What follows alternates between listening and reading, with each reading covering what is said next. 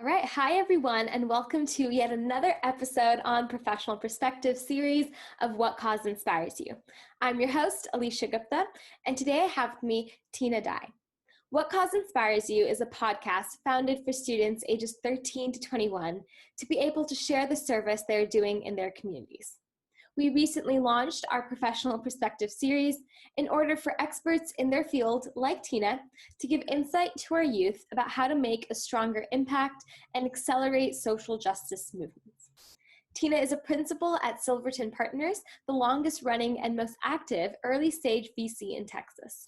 In her role, she collaborates with founders to help shrink the distance between the drawing board and the realization of the vision. Prior to Silverton, Tina worked in a venture at First Round Capital, product at Intuit, and strategy at McKinsey Company. Tina also cares deeply about elevating female investors and founders.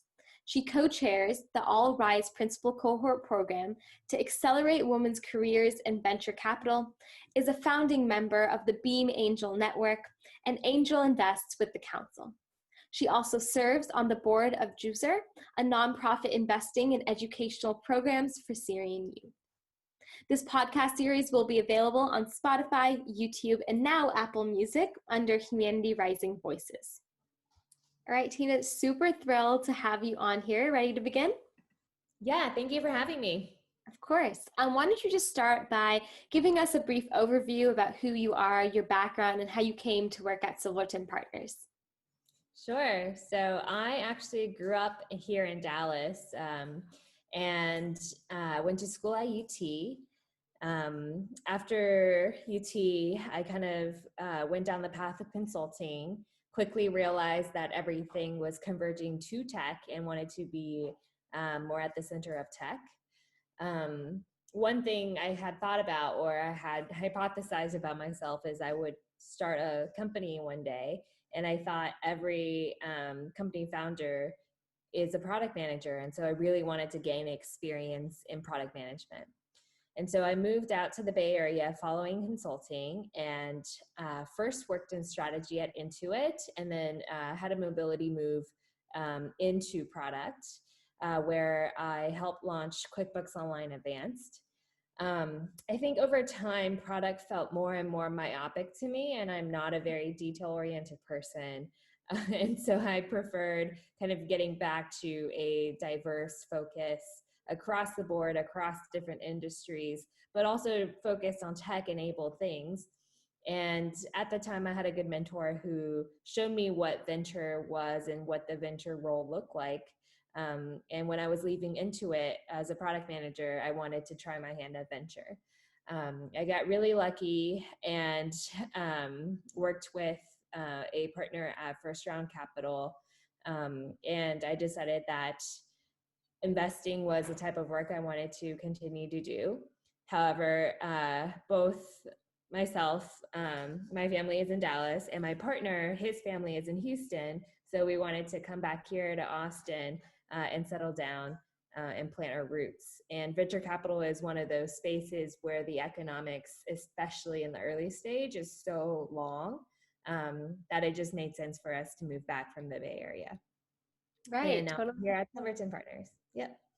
Yeah, I'm kind of doing kind of reverse as well. You know, I'm in the Bay Area and I'll be attending UT Austin. Well, I am attending UT Austin, but I'll be coming on campus officially, hopefully in the spring or next year. So, you know, I've heard so many things about the economy there and venture capitalism there. And as somewhat of a social entrepreneur myself, I think, you know, looking for that investments and looking for fundraising has always been on the forefront of my mind.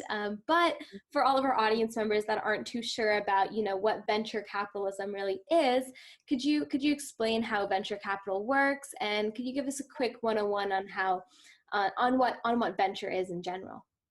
Yeah, so I would say the venture category was created because banks didn't know how to underwrite the risk of startups. And so instead of a bank giving a startup money and having the startup pay interest and paying that amount back, venture capital gives startups money for a part ownership in the company, because ultimately the incentive for a venture fund is to help a startup get really big and super successful, because that's how they would also end up making the most outsized return.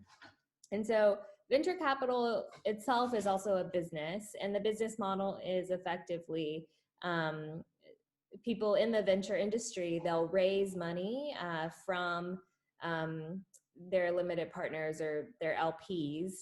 And what we promise, or what the vision we're selling is that because we're investing in pretty risky assets, our return over a time horizon is going to be higher than other potential assets like equities in the market and things like that.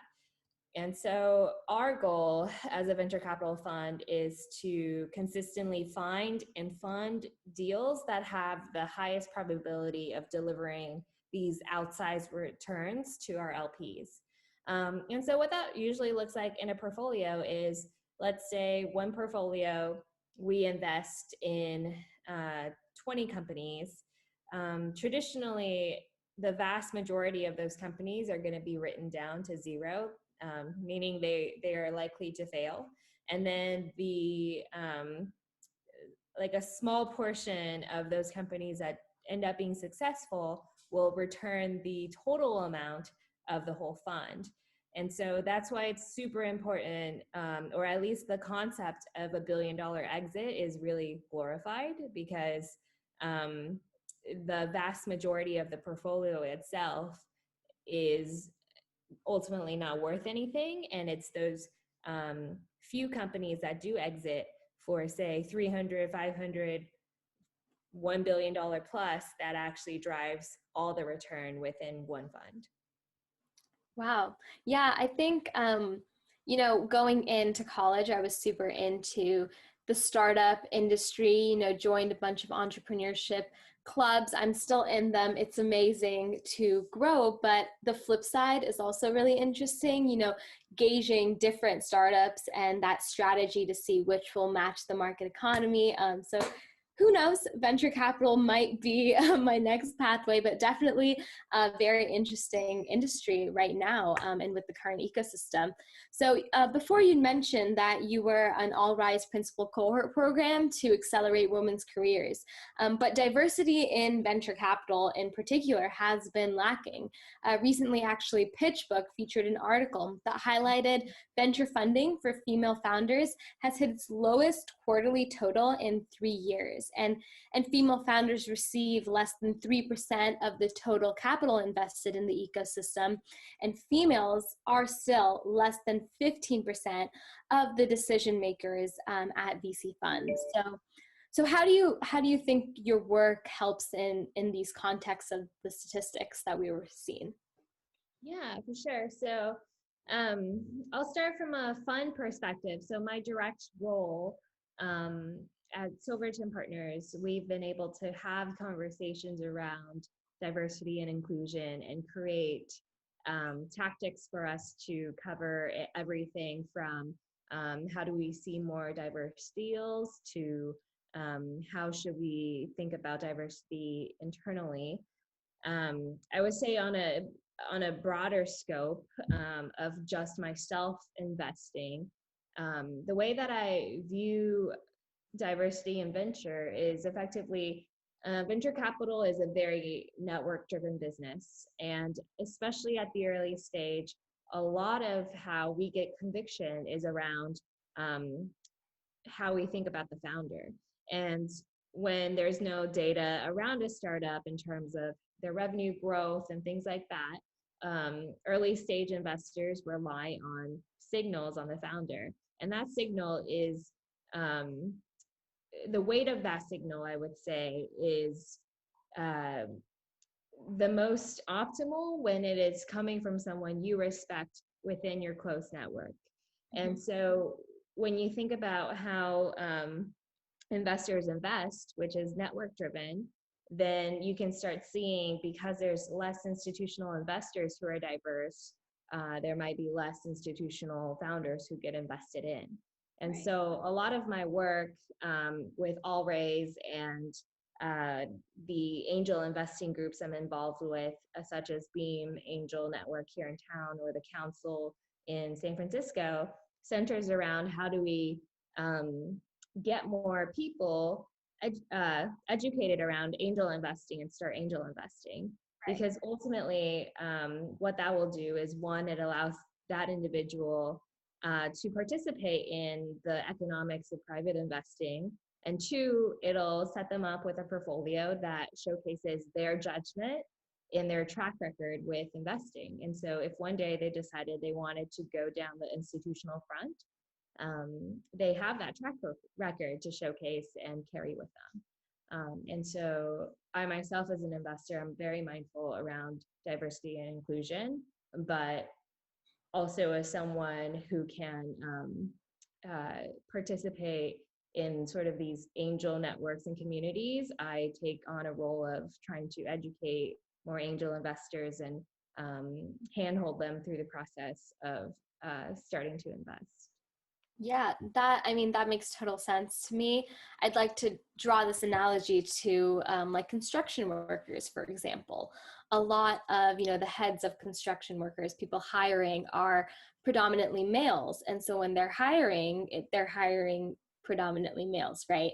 So in the same sense, if we have, more male investors, they're going to be investing in more male startups. I think maybe, consciously, maybe subconsciously, whatever it be, we still see the phenomenon that we need more female investors, whether it's angel investors, to be, uplifting all of these female entrepreneurs that are growing day by day. And so what do you think that we could do to promote more equity within angel investing? It's a really it's a huge, complex, nebulous problem. I think in terms of promoting equity, all things in my head start with education. Mm-hmm. So I do feel like angel investing is one area where it's hard to get started because you're putting a sizable amount of money into things that are really uncertain, and you have to get to know other people who are in the space who are doing it to kind of get feedback so you feel comfortable. Um, Making angel investing more equitable to me just starts with providing access to education for female or diverse angel investors to get started.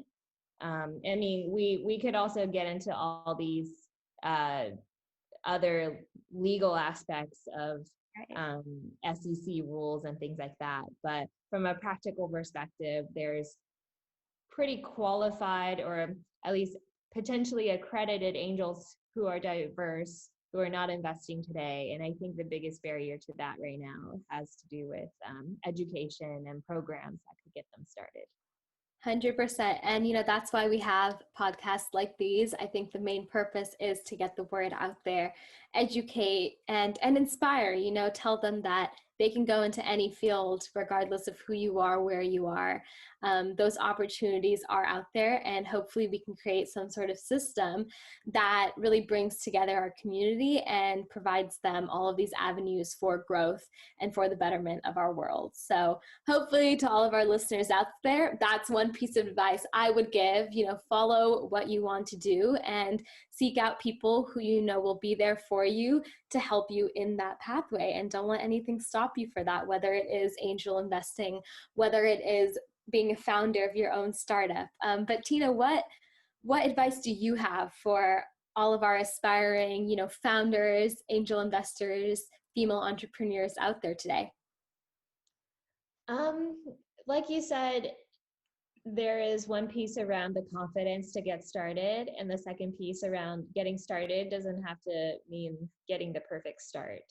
And so that could just mean you reaching out to your network and exploring a topic that's top of mind and seeing where those threads lead you. Because I think a lot of, at least for me, the way that experiences have shaped out in the end has been due to happenstance and having an intention and believing in that intention, and just starting somewhere. And I think, life is long. If you get started and if you put your voice out there, those sort of threads kind of start coming together, and an idea will take shape into something tangible. Yeah, extremely well said, and definitely some advice I could follow myself. But thank you so much, Tina. It's been an absolute pleasure having you on our podcast today. Yeah, of course. Thank you so much for having me. Of course.